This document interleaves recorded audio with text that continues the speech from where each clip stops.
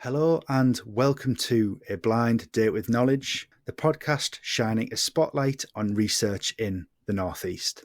I'm your host, Stephen Liggett, and unfortunately for all Laura Brady fans out there, your only host this week. But please don't let that put you off, as I'm here to share with you a really special episode and one that I'm particularly proud of. One of the common themes from all of our discussions and from my research role is how we look to engage more widely with the communities around us, and in turn look to increase the diversity of research participants. And so earlier this year, I started volunteering for an organisation that looks to do just that. HealthWatch is an independent service that champions the voices and opinions of all those that use health and social care providers. All local authorities should have a Health Watch, and their main aim is to bring representatives from all communities in their area together and to provide a platform for discussion, with the hope that it is these discussions that can inform and improve the services that we provide. And today you're going to hear from 4 amazing people that are doing great work in the community.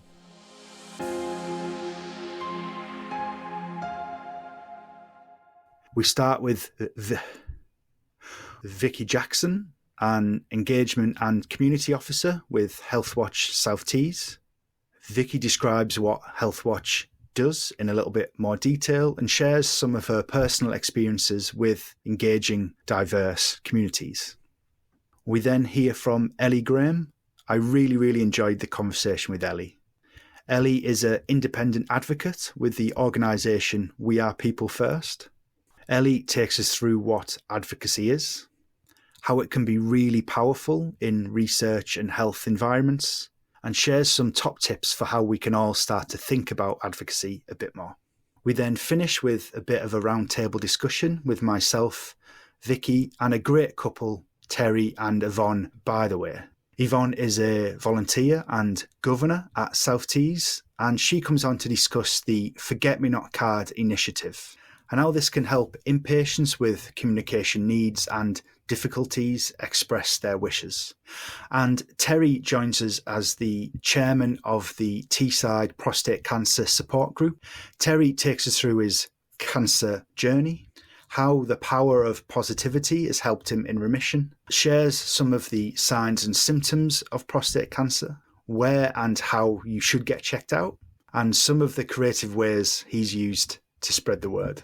Contact details are shared throughout the podcast, but for more information about HealthWatch, simply type HealthWatch Middlesbrough or HealthWatch South Tees in your search engine.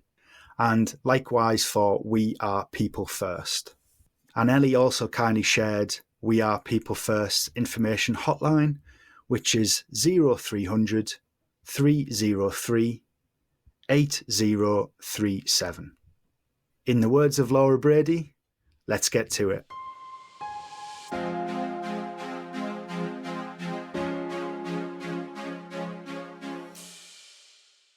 So I'm joined here this morning with Vicky Jackson, who is the volunteer and engagement officer for HealthWatch. And does that cover both Middlesbrough and Redcar? Or we're called we're called HealthWatch South Tees, but we cover Redcar and Cleveland and Middlesbrough. Fantastic. So before we discuss our involvement and how we started to know each other through the Community Champion Scheme, can you give an overview of what your organisation does and how kind of your role makes a difference in that, Vicky? It's really hard to explain HealthWatch. We're an independent organisation, and we basically are a champion for people around health and care. So the role is massive, the remit is massive, but in a nutshell, that's what we do.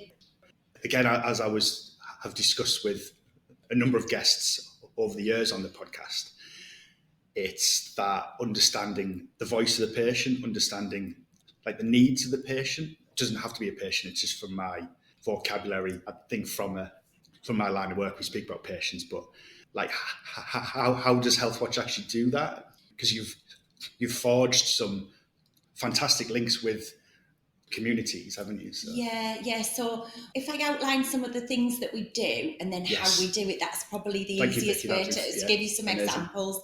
We have an information and signposting function, which people can email, they can text, they can call us, and also we go out in the community and engage a lot. So when I say information and signposting, I mean anybody who has a query about health, and that can be your doctors, that can be at the hospital, it can be dentistry or social care.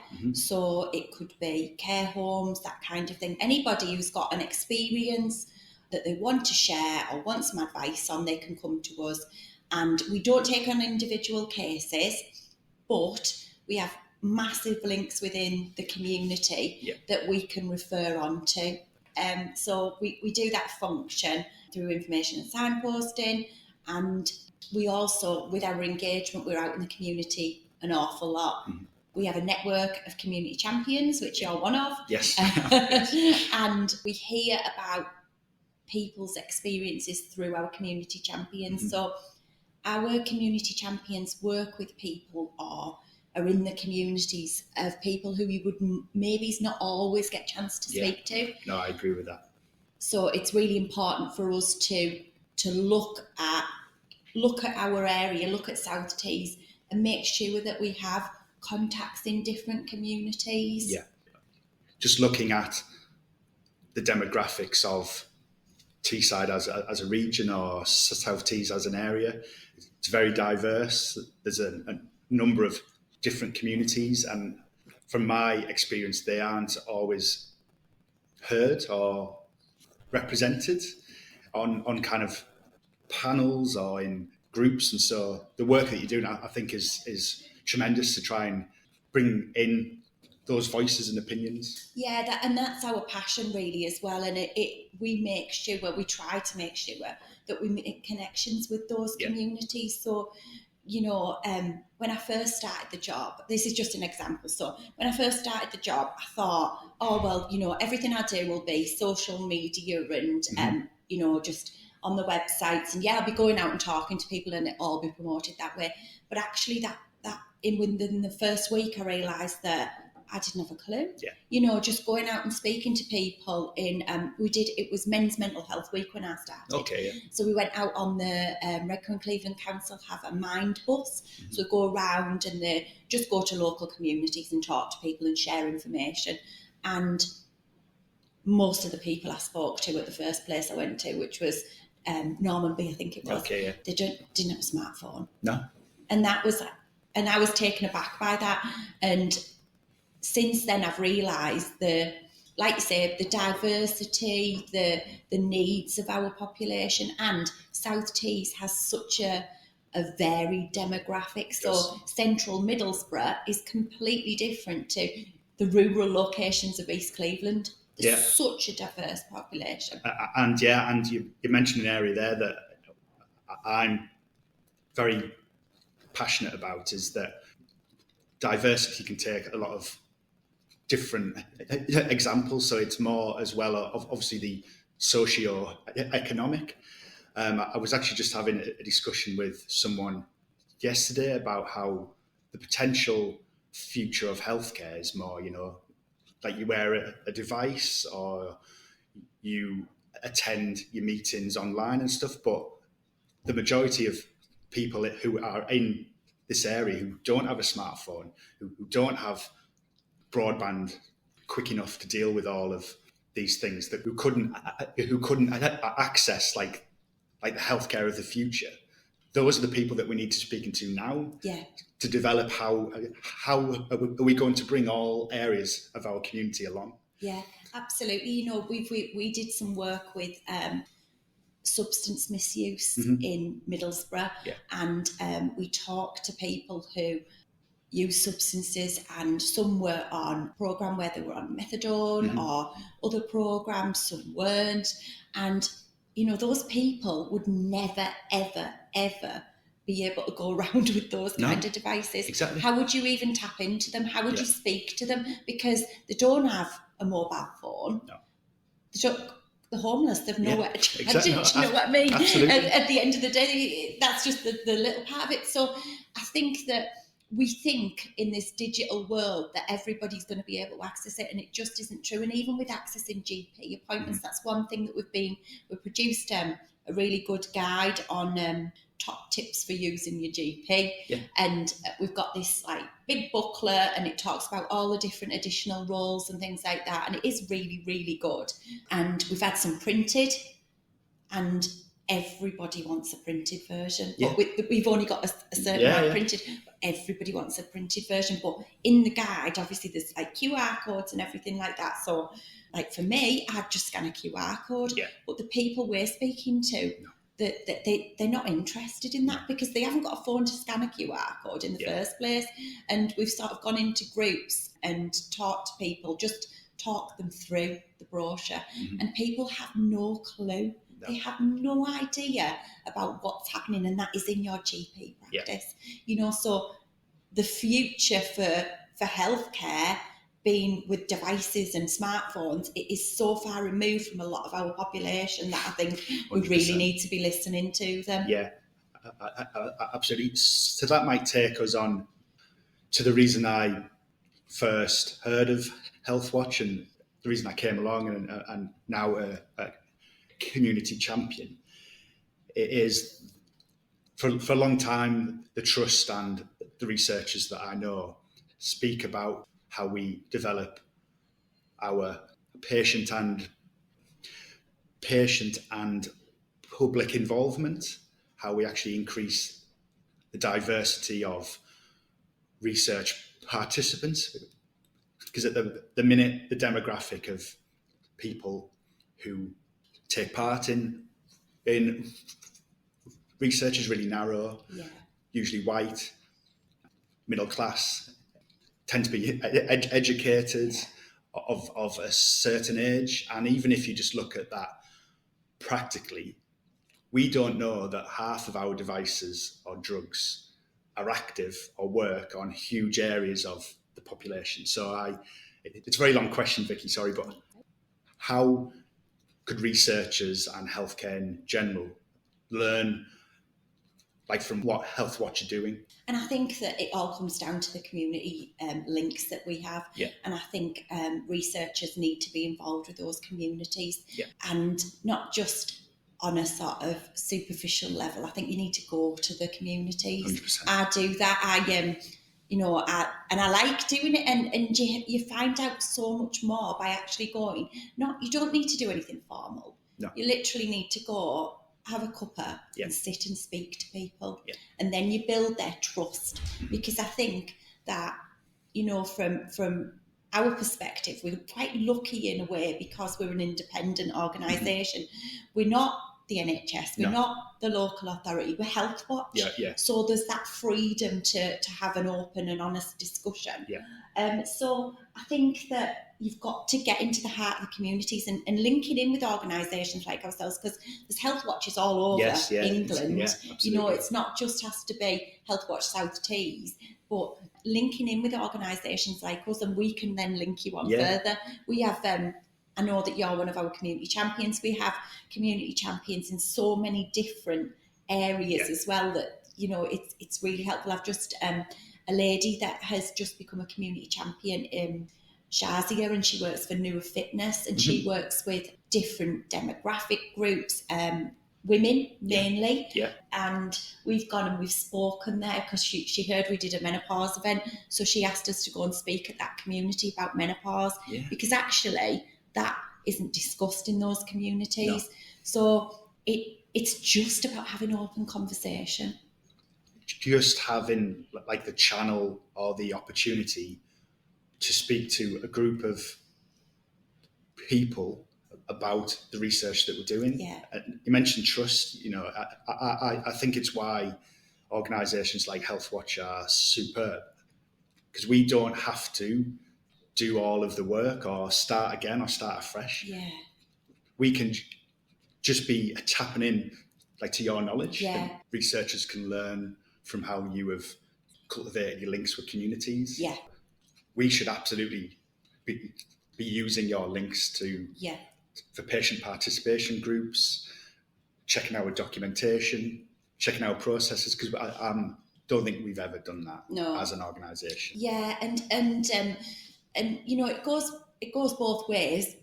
Our community champions give us so much information, because one of the important things that we haven't mentioned yet is all of that community information that we get, we share on a quarterly basis with the providers of services, so they know what's happening. Mm-hmm. So, for example, on a quarterly basis, we'll send things through to the trust, and if there is something on there, we know that they're looking at it, because they'll come back and they'll say, were these two issues resolved? Yeah. So we do have a brilliant link to local communities. Really, Fantastic. We really do. So just before we finish the first of our conversations, Vicky, you've spoke about what HealthWatch has achieved so far, your values of, engagement and collaboration. Does HealthWatch have anything they want to achieve still? Any visions or events? There's so many coming up in the future. So many things with so our project lead Lisa is always has brilliant ideas, and she kind of drives us all. So we are really lucky to have her driving us all with her passion. But so the information we receive, all of this information and signposting, all of this community intelligence, that steers our priorities going forward. Absolutely. So that's why we had the menopause event, because we were hearing from a lot of women in our community that there was issues with HRT, there was issues with care. So that's why we had the menopause event. I'm in the process of doing some analysis of GP websites, because the patients were saying, like I said to you, everything's going digital, but is that accessible? So one of my volunteers is visually impaired. Yes, yeah. So they've looked, sort of reviewed all of the websites. I know you reviewed them for me as well. I was just about to say, like, I would class myself as someone quite like savvy on the internet or websites, but some of them were so confusing. Yeah. And it was even little things like the colour scheme was really off-putting. The font was either like small or in a strange style. So how anyone outside of that with a visual impairment or struggles on the internet, I don't know how anyone gets around those websites. Yeah, and I'm still sort of writing the report, because I've been waiting to link in with. So another thing that I'm doing on that specific thing is I've linked in with Connections College, and they're going to do like a group exercise. So it brings the young people in, and they're going to look at it as well, and then we're going to write a report on that. But all of those kind of things are always ongoing. We're looking at it's always GP access. Dental has been a big issue, and there's been a lot of information in HealthWatch England about that, mental health. And we also do, every year we do our Star Awards. Yes. I know the Trust do one as well, so it gets a bit confusing. So we're starting our drive for the Star Awards, and that's to recognise people who go one step further really in health and care, and also sort of volunteers are included in that, which is really nice as well. And that's sort of April next year, so we'll be starting to spread a lot of information about that as well. So we will share your details on the platforms where you can find this podcast, but have you got any you'd like to share right now, Vicky? Yes, so we have, because we cover South Tees, we've got two websites. So we've got HealthWatch Redcar in Cleveland and HealthWatch Middlesbrough. We've got a free phone number. It is a voicemail, but just leave us a message and we can get back to you. And even if English isn't your first language, you can leave a message and we can get that translated and have somebody speak to you. Really and BSL as well, we can get video interpreters if anybody needs it. Amazing. So the free phone number is 0800 118 1691. We've got a text only number, which is 07451 288 789. And then lastly, our email, which is HealthWatch South Tees pcp.uk.net. Cheers, Vicky. Thank you so much for your time this morning. Thank you.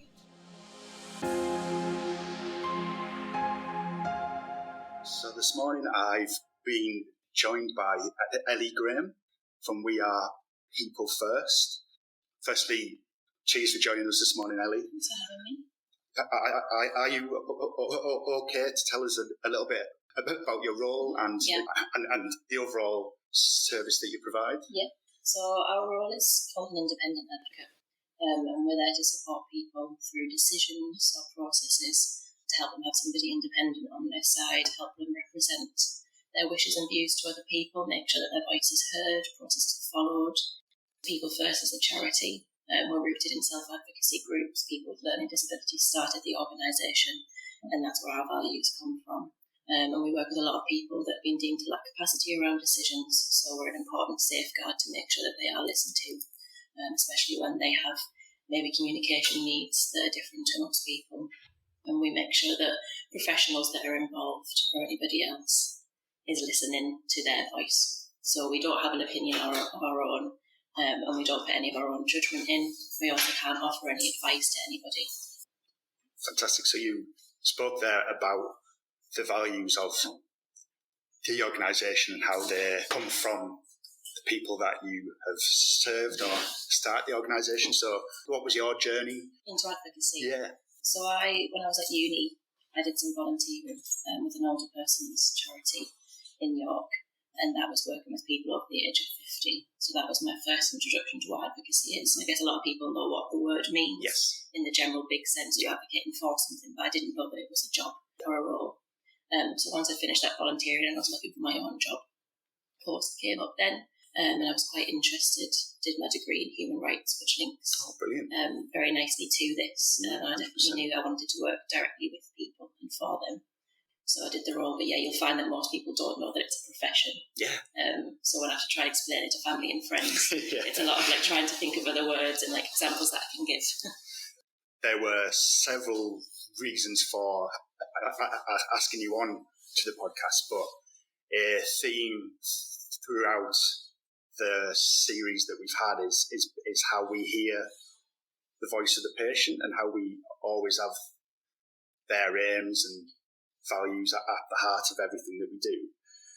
The research processes that we engage in have a lot of processes to do with the governance of trials, and consent is kind of a two-way process. But do you have any tips for anyone that's listening about how we actually start to think a lot more strongly about this advocacy? Mm-hmm. I think it's harder for medical professionals that are maybe got a stake in what's going on, or they've kind of got to think about their own viewpoint, whereas as advocates we don't have to, which is quite a good thing. But the tips that I would give would be to just try and hold judgment. So especially if you're giving kind of the risks of, say, it's a procedure and the benefits, it's to try and just display them as they are without any kind of judgment on that. And also think about how it is for that person, what their situation is, and would that risk be more of a risk for them. But to just listen without judgment is a really good place to start. Ask them questions, help understand how they need information given to them, repeat that information, make sure that they understand it, give them time to think about it, suggest that they speak about it with other people that are close to them. Maybe it is that you could suggest that they could benefit from an advocate if they don't have somebody else around them. Or even if they do, people with family can still have an advocate, somebody independent. Again, family have got kind of, probably it's harder for them to give an objective, this 100%. Is what your options are. So the advocate role would be important there.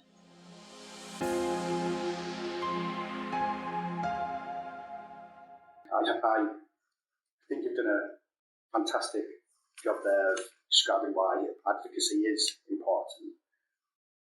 Can you maybe take us through the journey of the patient who enters your service and services that you provide to them? Absolutely. So we would get the referral through, and usually the details are quite limited on that referral. It's not that the person needs to share everything that's going on, but just a general reason why they want advocacy. So it might be that they're struggling to understand what their options are and make that decision, or that they feel that maybe certain professionals aren't listening to them, aren't communicating with them when they need to be communicated with. So we would call them up and speak to them and give them an overview of what advocacy is. A lot of the time the first step is to just check that it's the right thing for them.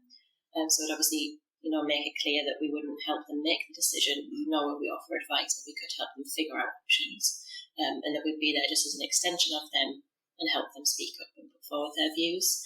Given that that's all okay, we would look at what they want to happen. So we tend to go through an advocacy plan, which looks at what's the situation and what's kind of the end goals, whether it be the big overall goal or smaller steps towards that goal. And then we help them plan around that. So we talk about what they want to do, because the important part of our work is that we promote self-advocacy and don't take away from what they can do for themselves, but just support them to be able to do that. So they might ask us to attend a meeting, which is totally fine, but we'd want to set up practically what that would look like. So maybe we support them with planning the meeting ahead of time. It can be good to get a list of questions together, a list of talking points to help. And then we'd look at who's going to speak in the meeting, how comfortable is that person speaking up in a meeting. Obviously, they can be quite intimidating when there's lots of people sat around. Absolutely, of course. So, a lot of people might just say, no, I can't speak in those settings, in which case we would speak for them. But we just need to make sure that everything that we're putting forward is really what they want, which is why the plan is so important in the work beforehand. And then after a meeting, after a decision, after an event, we would sit through and talk with them about how that was. Did they find out all they needed to find out? Do they know what to do now? So go through it with them, and then continue on like that. So the practical support is helping them communicate with people, and then also kind of just making sure that they feel like they're heard is also a big part of our role, especially if they haven't felt that way in their current situation. So, things just as simple as, and I guess this comes back to the advice that you're asking for, is to just make sure that the person knows that you are listening, whether it be through body language or just saying, I understand, or letting them know that how they're feeling is totally valid, which they might not hear. Just something you mentioned there about how situations that patients sometimes have to go in can be really difficult, can be quite intimidating. Is there anything from like a healthcare side of things that we could be doing to improve the experience of a patient? I think it's different for everybody. So the first step would just be asking them what they need. But sometimes asking people what they need isn't always the easiest question. No. So to come with kind of adjustments that you could make practically would be really good. So things that people have asked for before, thinking in hospital settings, was to wait not in the main waiting room, but to have a side room before the meeting, to have an agenda of what the meeting is going to discuss before it happens. Obviously, going into a meeting to get some health information when you don't know what it's about can be really scary. So how much of that can you share beforehand? That's really good. If you're having a really big meeting with lots of people, do they all need to be there? Can you have it online? Is that better for the person? Making sure they know that they can have somebody in the room with them. And then you're thinking about communication needs as well. If you're just speaking things to them, could you also have it written down in the meeting? Something to go away with for them, so they know exactly what's happened, because it can kind of be really scary in the meeting, and then you come out of it and you just forget exactly what's happened. And it's those adjustments that we, like, as I say, we as healthcare professionals probably don't think about, because we're like so busy, or we do these things all the time. So sometimes having the awareness that it is something totally new for people. Switching on that mindset, maybe. And saying that to the person. I think that's what I was going back to when I asked the team that I work with for kind of their advice. Somebody said that they found that just reassurance for the person that, we know this is a really scary situation, this is really difficult, but we're here to help you in any way we can. Ask them what help they need. Thinking about reasonable adjustments. I mean, a lot of people might not come forward and say that they find written information difficult, or that they have sensory needs, or whatever it might be. So asking the question outright, maybe it's a piece of paper that they could fill out before a form, so it's maybe not as scary. But always remaining what is person-centred, in the sense of knowing that every situation will be different. So I guess you can't really standardise what you do. No, you can't. Probably think of some questions that you could ask everybody to know a bit more. Standardisation is a word we use a lot because we like processes, protocols, but we can't, they should be tailored to individuals, shouldn't they? Absolutely. So something you spoke about, which I've found really interesting, was the concept of self-advocacy. Do you mind expanding on that, Ellie? So it's kind of the ultimate goal for us, for the people that we work with, is a lot of advocates will say is to make ourselves redundant. Obviously, we know it's not practical for people to not need that support, but that's the goal, is that they would be able to do everything on their own and would feel confident enough and empowered enough to do that. So we have an advocacy charter which outlines the principles of advocacy that we must follow, and one of them is empowerment, which obviously directly relates to self-advocacy. So that's, we want to help the person speak up for themselves. We don't overtake and we don't do it for them. We always ask them what they can do themselves. Even if somebody says to us, I can't speak in meetings, that's fine. But then the next meeting comes along, we would ask them, do you still feel the same? Right, okay. A good thing to do is when you spot somebody using those skills or developing new skills or gaining more confidence, is to just point it out. Because a lot of times you don't know that yourself, do you? Yeah, no, you don't. When you're doing really something and you've changed, so just saying to them, like, you've obviously gained a lot more confidence now, you did really well at doing that. Did you feel that yourself? It's quite an empowering technique. Some of the other principles that we follow is about accessibility, which comes back to your point about talking about how do you make things accessible. So that's always our goal. It's not we're offering a service to everybody that fits everybody. It's what does that person need. So you're asking questions when you first start working with them about how do you want to be contacted, how often do you want to be contacted, how do you want information relayed, all those points that we talked about.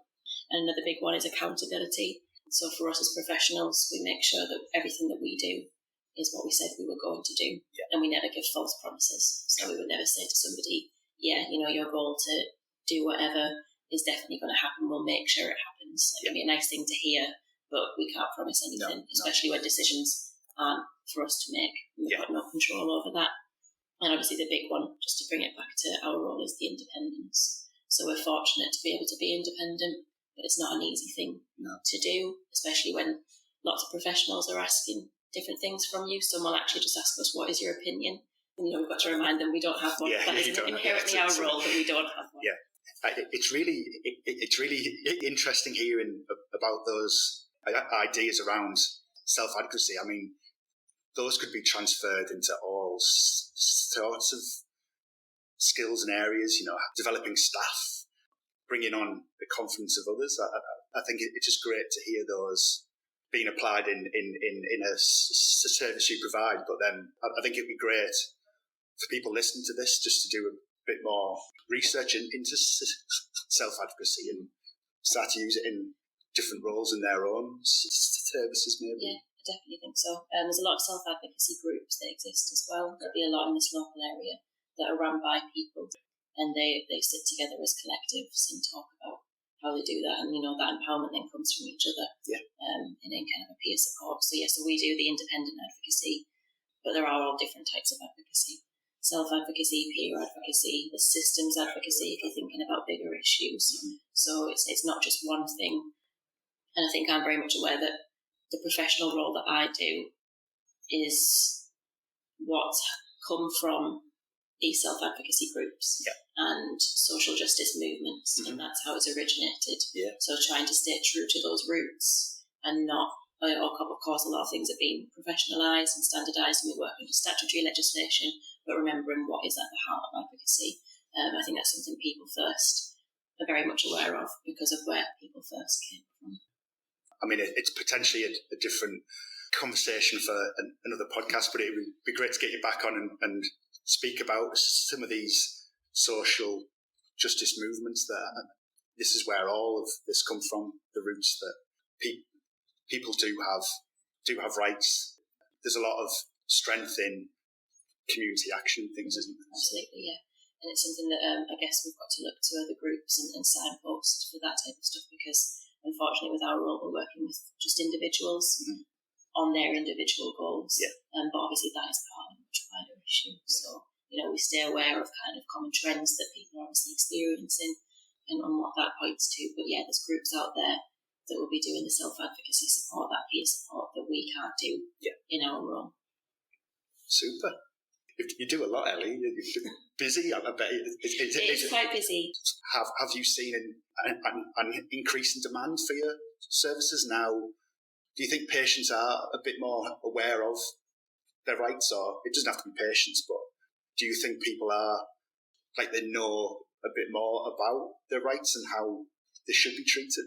I think it's hard for our service because a lot of it is taken up by the statutory stuff, which comes in, and it's very much a steady influx. But as I was talking about with you earlier, was that there's maybe some gaps that we notice in not getting referrals from certain groups. From certain trades. So there's definitely awareness to be given then. I would hope that people know more about their options and rights, but I hope so. From things that, that I read and aware of, it's still very much the case that they don't necessarily, or that even if they do, they don't necessarily know how to go about getting those rights, especially when systems and certain processes will just kind of cut them off. Yeah, absolutely. So the first time I heard of the service that you provide was at a HealthWatch Community Champions meeting. Have you got anything to say about how we build links with these communities and how do we spread the word maybe more effectively? Yeah, the HealthWatch event was great, and I think that's what we in People First in Teesside are looking to do, is really expand into the area and figure out what's already going on. We don't want to do work that's already been done. We don't want to take space from people that are already doing their own thing, but in whatever way we can help. And I think it's really important, like the HealthWatch Community Champions role is having those people there that have the experiences that they have and at the heart of their community that we can listen to and learn from, rather than just sitting around as a group of professionals maybe that you don't have that viewpoint for. So sharing the word that way is important. It's also important to get in just any space you can. So absolutely. Yeah, it's a great thing for us just to kind of spread the word through routes that we wouldn't usually go down and people we wouldn't usually speak to. Perfect. So on the theme of spreading the word, how would anyone reach out to you? Have you got any contact details, a site anyone can visit? Yeah, we've got a website, We Are People First, which will show all the different types of advocacy that we offer by area. So in Teesside, we cover all of the statutory remits, and then we also have our general advocacy, which is available for anyone, regardless of age or anything else. So you can put referrals in online. We've also got a phone number there if you needed to call. But yeah, I'm happy to share the Hub's contact details, and that's the group that takes the referrals in. And they can also offer advice on what type of advocacy is maybe fit in, or if it even is an advocacy issue, and if not, they could signpost to other services that we're aware of.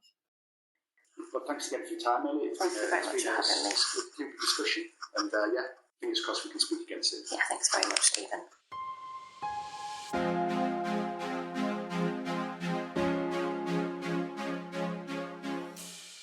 So we're lucky to have a bit of a table discussion now. We still have Vicky Jackson here from HealthWatch with two more of the community champions. Can you maybe introduce them for us, Vicky? Yeah, of course. So really lucky to have the lovely Yvonne and Terry Bytheway join us for a chat with Stephen this morning. So yeah, it's always a pleasure to speak to both of them. Absolutely. I was delighted when you took up the invitation to join us this morning. So to maybe start with Yvonne, I was reading that you have been a governor and a volunteer at South Tees for many years.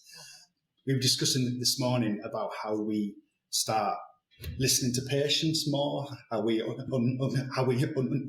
understand their needs, their voice, tailoring patient care to them. Do you think the Trust does enough to do that, or is there any schemes that you can promote to help with that? I think the NHS does an awful lot, and I'm really proud of them, and I owe a lot to the NHS. There's just little things, like, I'll tell you about my sister. She had a stroke and she was unable to speak. Mm-hmm. And for 10 years she was unable to speak. Yeah. Now, at the time when she was in hospital, I didn't know about these little cards called forget-me-not cards, and I wish I had it done. Yeah. But since then, I'm working on her behalf. Yeah. I couldn't do it for her, but I'm hoping I can do it for other patients. I'm thinking of dementia patients, stroke patients, who were perfectly all right 1 minute, the stroke patients I'm talking about now, and then the next minute they can't speak. Mm-hmm. And when I'm on the ward, the ladies come around and ask, would you like a tea? Would you like a coffee? And they can't speak. And I'm thinking, and then they say, what would you like to eat? Would you like soup, sandwiches, whatever? And they're going through it. And then they'd say, oh, so you want a jacket potato? And I used to think, how do you know she wants a jacket potato? But this simple little card, I know they've got patient diaries and what have you, but a lot of them are away in the files. This little card can just go on the bedside table. And it's very brief and basic, But to me, it's so helpful. Mm-hmm. I mean, it's the name you prefer to be called, because some people go by the middle name. Yeah. I now live in. I was born and grew up in. I worked as. It's instead of just being, putting it crudely, a piece of meat on the bed, it's a person. It's a bit about them. It's a bit about the background. And even other patients, if you can't speak, they won't try and communicate with you because they know you can't speak and they don't know a thing about you. Where I, as a volunteer, go in, and as I say, in 10 years, I've only come across one forget-me-not card. Yeah. There's quite a few more now, because every time I go in and I come across a patient that can't communicate, I'm out with a card. Yeah. And if there's a relative there, I say, can you, if they can't fill it in, can you fill it in on their behalf? It's got food and drink preferences, your sleep routine, things you enjoy doing, clothes you like to wear, things that make me anxious. I feel better when I let you know I'm in pain by people who are important to me, things that have happened in my life that's important to me, things that help me communicate and things I need help with. As I say, it's just basic, but to me, it's a godsend if you can't speak. Yeah. I suppose it makes it less lonely for you, doesn't it? It does. A less lonely experience. Yeah. As I went in to see one gentleman patient who unfortunately couldn't speak, and he was just sat in his bed just staring into space. And I introduced myself, and there was no connection whatsoever. He just stared in space. But some kind relative or friend, I don't know who it was, had left a piece of paper on his bedside table. So I picked it up and I started reading it. And I said, going by this, you lived in Australia. I said, you're a professor in music. And I was running through the things, and he turned and he gave me eye contact. And then he started to nod. And at one time, I even got a little bit of a smile. And I thought, that's just because I know a little bit about you and a little bit about your background. And I thought, it's a simple thing, but I'd like to promote them a little bit more. Where do people get them from? Well, I raid the cupboard. That's one way. So that's where I get mine. In fact, the last time I went in, I couldn't find them, and I asked one of the members of staff, I said, where've they gone? I said, where have you put them? And they were under a lot of papers, so I brought them out and I put them on top again. Yeah. So, but it's a simple thing, and it's a godsend to some, and you never know what's going to happen in the future. We were talking, weren't we, earlier about sort of how do you get the voice of everybody? Yeah. And that is so important, because Stephen was saying, and I would agree, that a lot of the times if you're doing research, we do a lot of research, obviously, and you get a very similar group of people who answer your questions every time. It's the same group. So it's how do you get those other voices heard? And things like this are vital, aren't they? Well, and starts to personalise how you treat that patient. Of course. Because we are operating in services that are just super busy. There's a lot of pressures, but implementing a forget-me-not card is actually really simple. Yeah. And you're changing the patient experience overnight, really, aren't you? Yeah, you are. And if other patients on the book ward see this, they can communicate. I mean, things that you've done in your life that's important to you. Just little things, but they're so helpful. Yeah, because you know yourself when you're on the ward. I've only been in hospital when I've had my kids, but you chat to the people who are in the ward with you, and like you say, if they just think they can't answer, but if they could look at that and open that conversation in different ways, you can.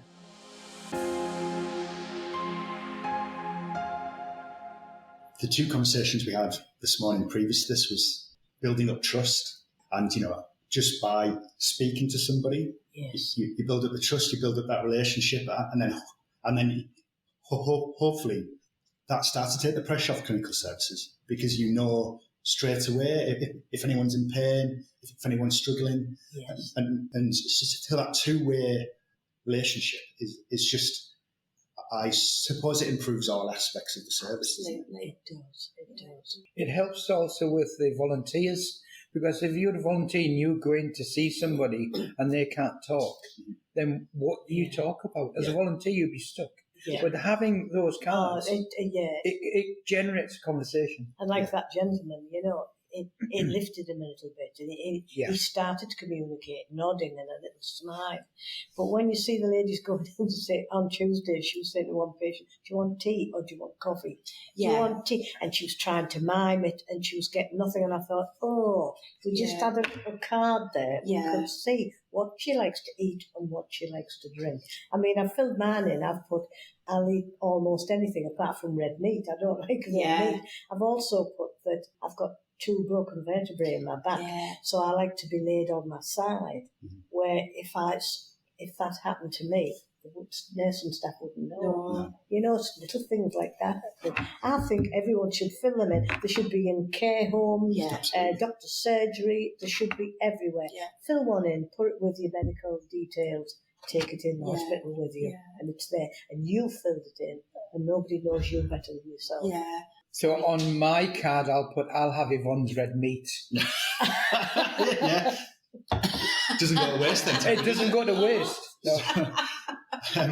You both just described something there about generating a conversation. Yeah.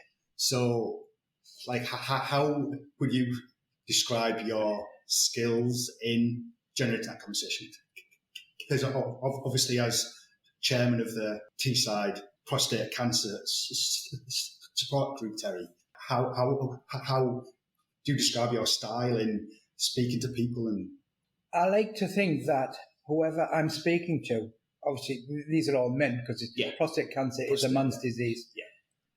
I'm giving them hope. I want to give them as much hope as possible about the future. Because I think when you're diagnosed with something like that, you start to think about your mortality. You start to think about how long have I got left, all these sort of things, and they can really bring you down. And a lot of men will go into like introvert, go within themselves. They won't want to speak about it. They won't want to talk about it. And it's very difficult sometimes to actually get that communication going. But mine is one of hope, because what I say is, I have got advanced prostate cancer. It's in the bones. It's incurable, and I was told it was terminal. They are words which strike fear into the heart of men. So what I say is, forget about what your diagnosis is. Keep on taking the treatments, obviously, because they are going to help you. But be positive. If you're positive mentally, then it will also help you physically, and it will also help you enjoy what life you have. It doesn't matter if you've got 5, 10, 15 years. Enjoy that life, because that is what you are. If you don't, then you're giving in. And when I survive in grand style. I go out and do it. Make the world have me. You know what I mean? That's my motto. And I'm talking about this prostate cancer. It's now 7 years, 7 years that I was diagnosed with a terminal cancer. I am still going strong. I feel great. I am doing things I would never have done in my life before. And all because 7 years ago they said to me, you have a terminal disease. I have gone on and leaps and bounds since then, but I've made it happen. I wanted it to happen. I didn't want to give in, and I wanted to survive. And I said to the doctor, I want to be the longest surviving cancer patient in the world. You know what the doctor said? He said, if you are, will you mention my name? That's because, you see, the thing is, being positive drives you forward, and positivity will make you a better person. I've had a great time since I was diagnosed, because all my hang-ups I had before don't matter anymore. Before I used to think to myself, well, I can't do that because of that, and I'd make excuses. But now I say, what the hell, I'm just going to go and I'm going to do it and I'm going to enjoy it. And I've had put that philosophy out for that. It's a shame it's taken cancer to actually make me feel that way. But to get into that headspace. Absolutely, because that's a problem, isn't it? Because cancer is more than just a single thing. Cancer is a double thing. It's a physical thing, which something you've got, often which people can't see, but then it's a mental thing. And that often is a really bad thing for people because they can't get it out their heads. I've got this cancer inside of me and it's going to kill me.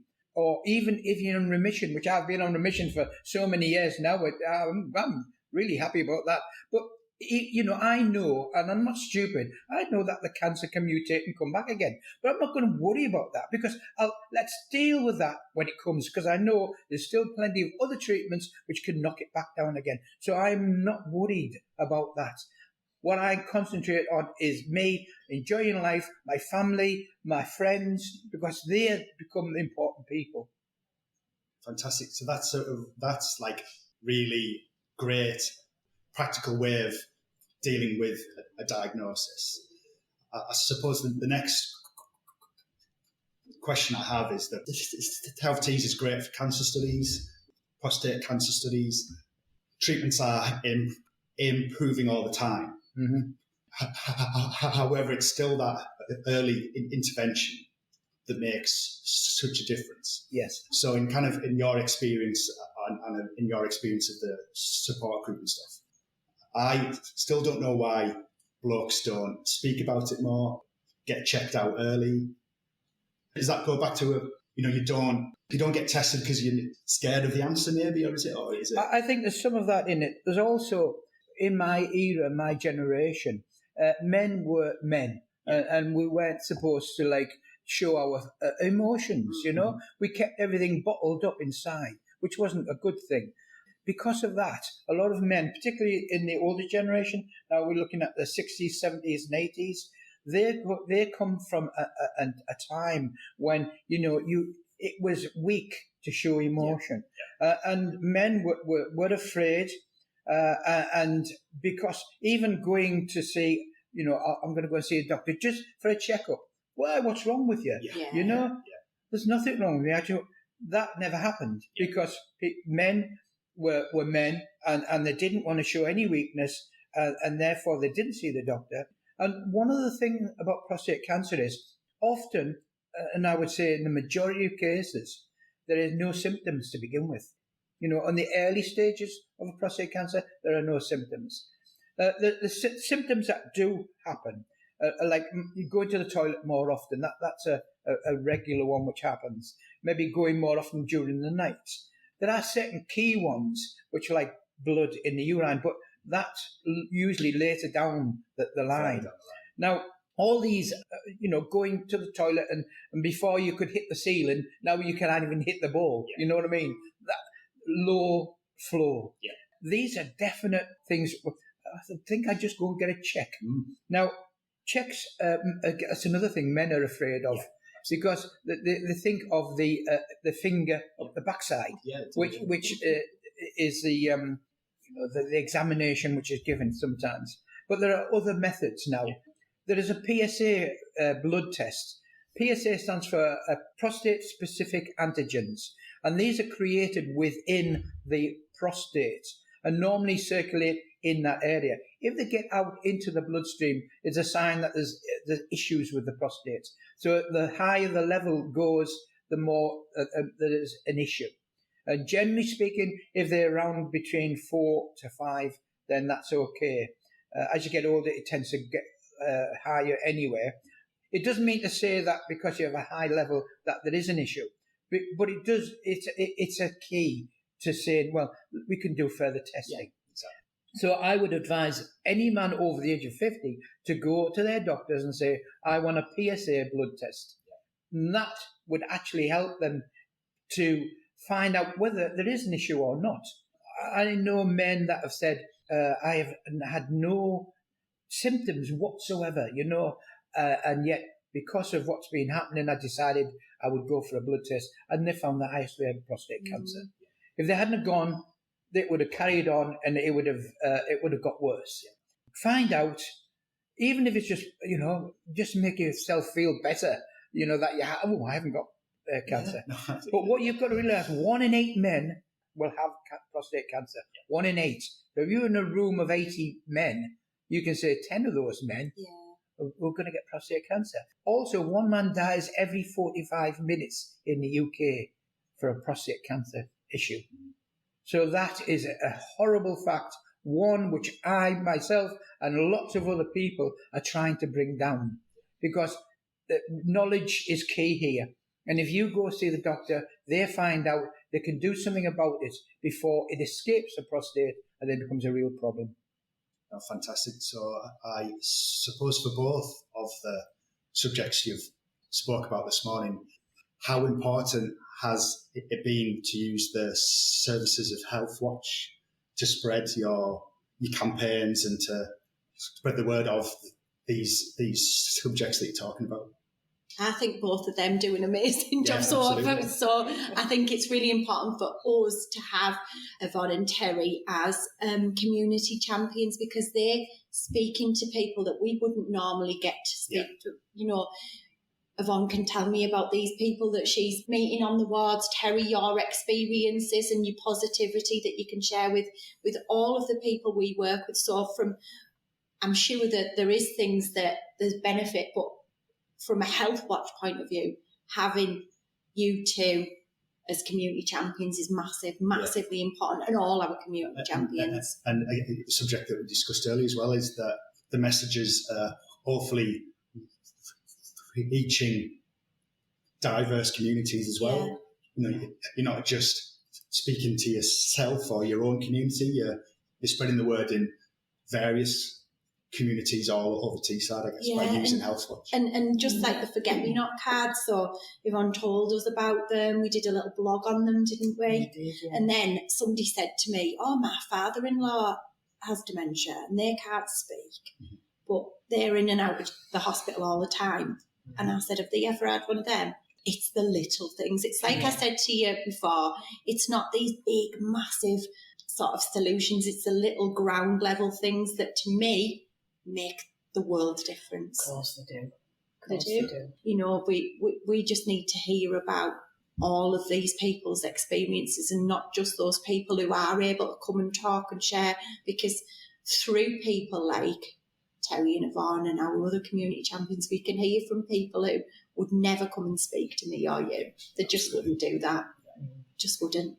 I think it's just so important to get the word out to all men, you know, to know that, there is this disease and it does affect a lot of men. Let me find out if I'm affected by it. And I'm going out tonight on Stockton High Street, singing away to all the men, trying to basically tell them, you know, get yourself sorted, get yourself checked. Raise awareness. Yeah. I'll raise awareness at any platform, any media I can, whether that's through going out to these shows, you know, like the Yorkshire show, and talking to men, or any place where men meet, you know, football grounds. I've tried it through the Riverside, and my work with PCUK, which is one of the main, you know, organisations for prostate cancer. We do all these events whereby we can either give a presentation to their staff, or we can hold like a stall,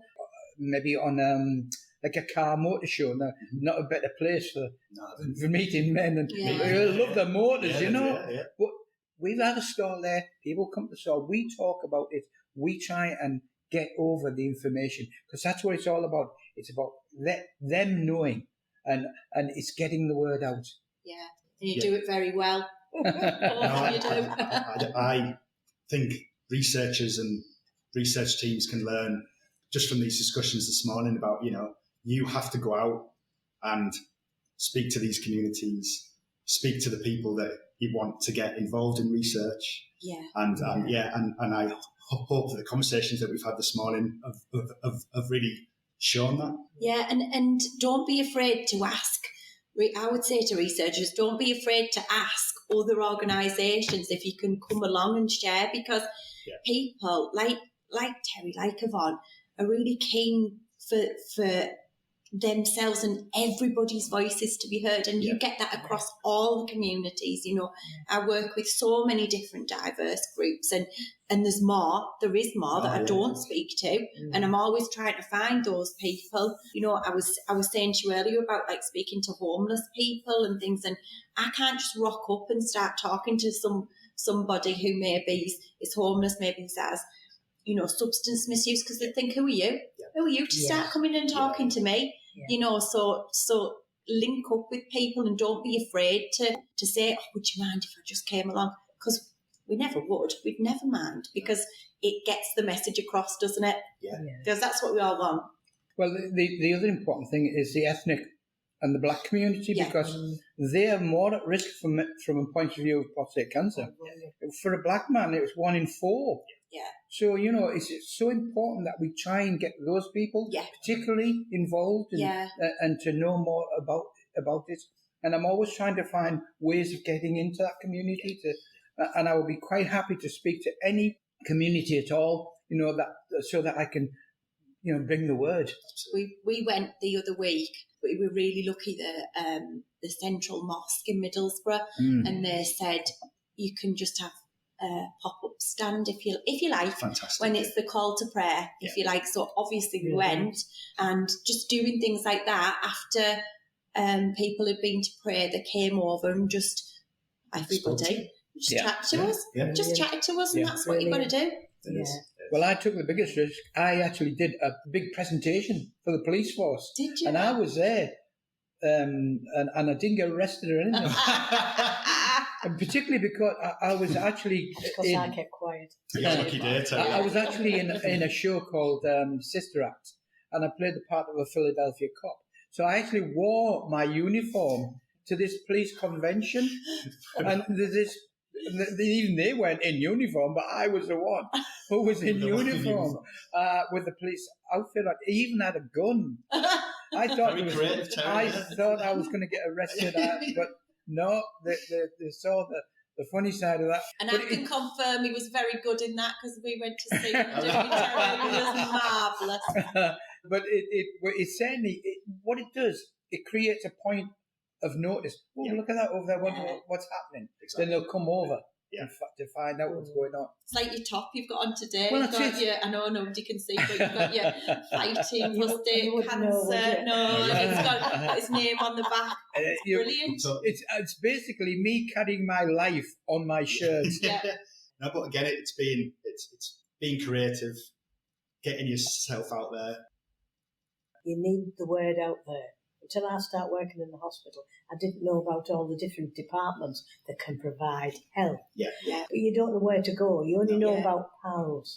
But there are so many organisations that's willing to help and can give you professional help as well. To put you on the right path. But I'd like information going out on appointments. I realise that my son, who's diabetic, has just got an appointment letter, and there's something on the back. About, I think it's HealthWatch.